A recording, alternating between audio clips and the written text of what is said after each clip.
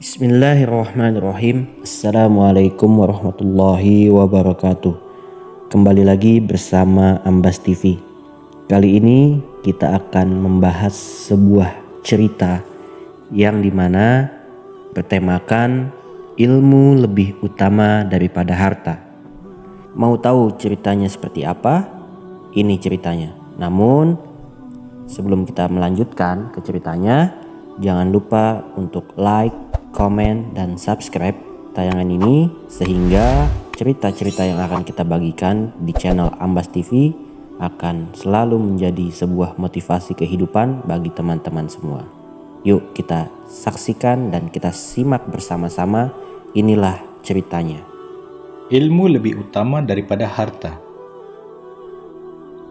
Ali bin Abi Thalib, sepupu sekaligus menantu Nabi Muhammad SAW, merupakan salah seorang sahabat yang diutamakan karena ilmunya.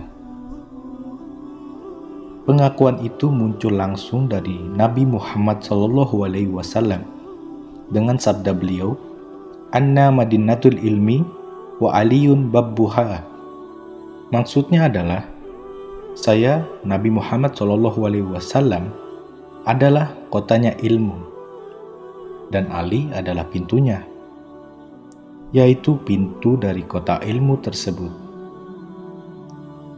Tentu yang dimaksud ilmu tersebut khususnya ilmu agama dan tentang alam akhirat, karena dalam suatu kesempatan lainnya Nabi Muhammad SAW pernah bersabda, "Kalian lebih tahu daripada aku tentang urusan duniamu."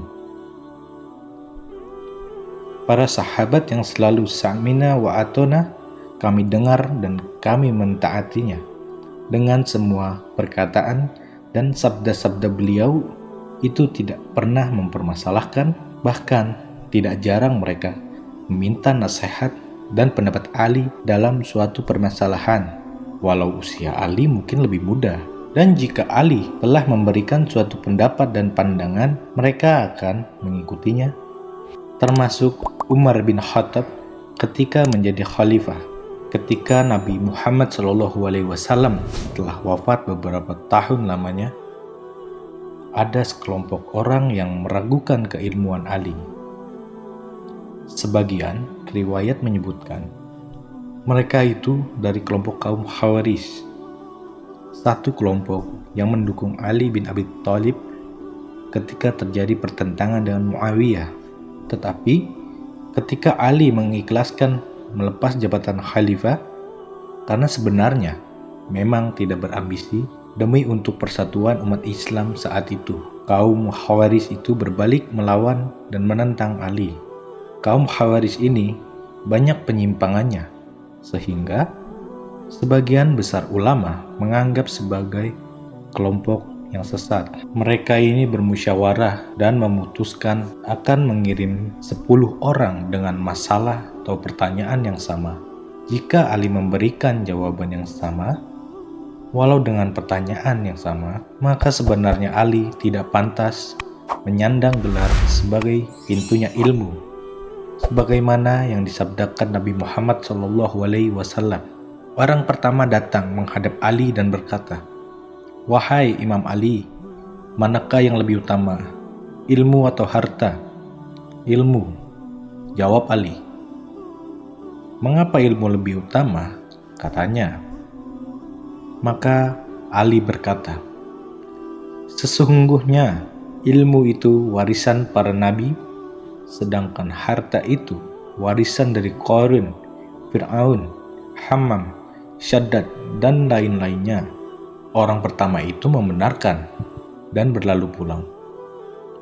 Tentu saja jawaban Ali tersebut bersifat umum, karena ada juga orang yang diberikan kelimpahan harta dan bisa memanfaatkan dengan baik untuk kemanfaatan hidupnya sesudah mati, baik di alam kubur, terlebih lagi di alam akhirat. Misalnya saja Ummul Mukminin Khadijah radhiyallahu an, Abu Bakar As-Siddiq, Utsman bin Affan, Abdurrahman bin Aus, Qais bin Sa'd bin Ubadah, dan beberapa sahabat lainnya. Intinya, jika harta itu berada di tangan orang yang dermawan dan sangat peduli pada kaum fakir miskin, maka kedudukan harta tidak kalah utamanya dibandingkan ilmu. Orang kedua datang menghadap Ali dengan pertanyaan yang sama, dan Ali menyatakan ilmu lebih utama daripada harta, tapi ia menyampaikan alasan yang berbeda. Ilmu akan menjagamu, sedangkan harta engkau yang harus menjaganya. Lantas orang itu membenarkan Ali dan berlalu pulang, menyampaikan jawaban Ali kepada mereka yang menyuruhnya. Ketika orang ketiga datang dengan pertanyaan yang sama, Ali memberikan jawaban yang sama pula.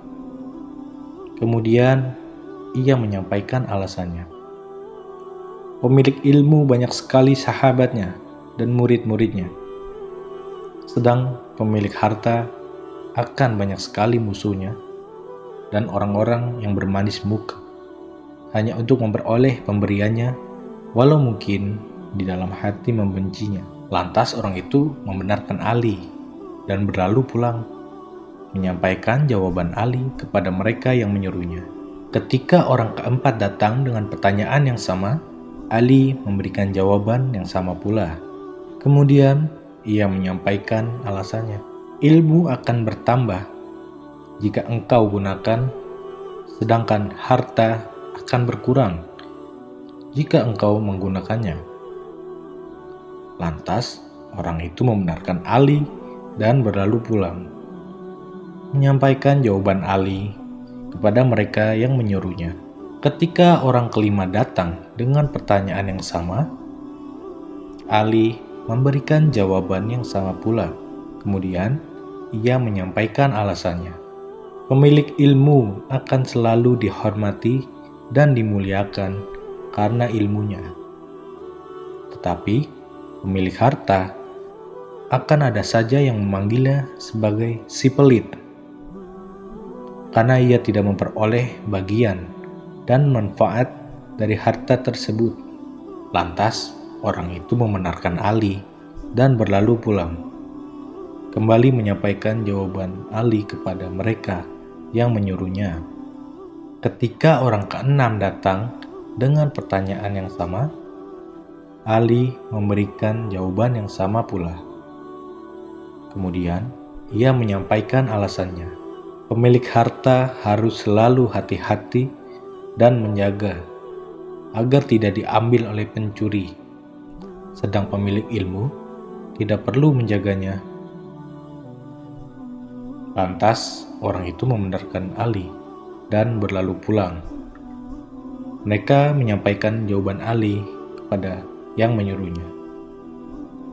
Ketika orang ketujuh datang dengan pertanyaan yang sama, Ali memberikan jawaban yang sama pula. Kemudian ia menyampaikan alasannya. Pada hari kiamat, pemilik harta harus susah payah mempertanggungjawabkan hartanya, sedangkan pemilik ilmu akan memperoleh syafaat dan ilmu yang dimilikinya lalu diamalkan. Lantas orang itu membenarkan Ali dan berlalu pulang, menyampaikan jawaban Ali kepada mereka yang menyuruhnya. Ketika orang kedelapan datang dengan pertanyaan yang sama, Ali memberikan jawaban yang sama pula. Kemudian ia menyampaikan alasannya. Jika dibiarkan dalam waktu yang lama, harta akan menjadi aus dan rusak, sedangkan ilmu tidak akan menjadi aus dan lenyap. Lantas orang itu membenarkan Ali dan berlalu pulang, menyampaikan jawaban Ali kepada mereka yang menyuruhnya. Ketika orang ke-9 datang dengan pertanyaan yang sama, Ali memberikan jawaban yang sama pula. Kemudian ia menyampaikan alasannya. Harta bisa membuat hati menjadi keras dan akhirnya bersifat bakhil karena terlalu cintanya kepada harta. Sedangkan ilmu akan selalu menjadi penerang dan penyejuk hati. Lantas, orang itu membenarkan Ali dan berlalu pulang, menyampaikan jawaban Ali kepada mereka yang menyuruhnya. Sampai pada akhirnya, orang ke-10 datang dengan pertanyaan yang sama. Ali memberikan jawaban yang sama pula. Kemudian, ia menyampaikan alasannya. Pemilik ilmu akan diberi gelar sebagai ilmuwan, sedangkan pemilik harta akan dipanggil atau digelari tuan besar.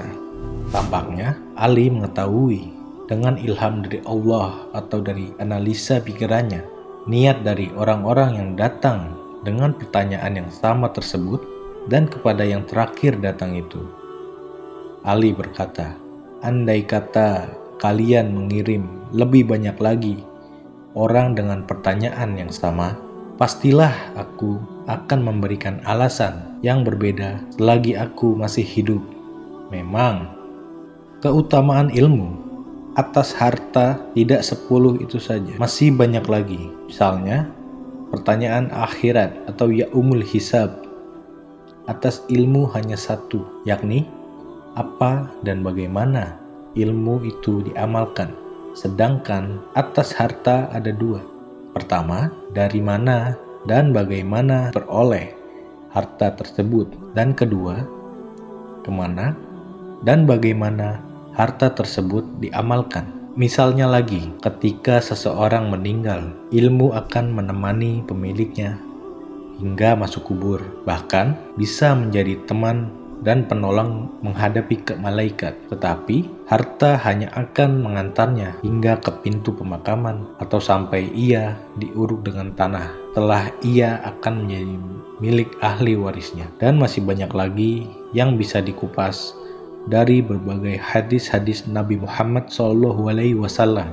Setelah kembali dan menyampaikan pesan tersebut, mereka, kaum Khawaris itu, berkhidmat kembali kepada Ali bin Abi Thalib dan memperbaiki keislamannya dengan bimbingan beliau. Terima kasih teman-teman yang sudah setia menonton hingga akhir tayangan. Jangan lupa untuk berikan like, komen, dan subscribe, serta bagikan video ini sehingga teman-teman yang lain dapat merasakan manfaatnya. Terima kasih dan wassalamualaikum warahmatullahi wabarakatuh.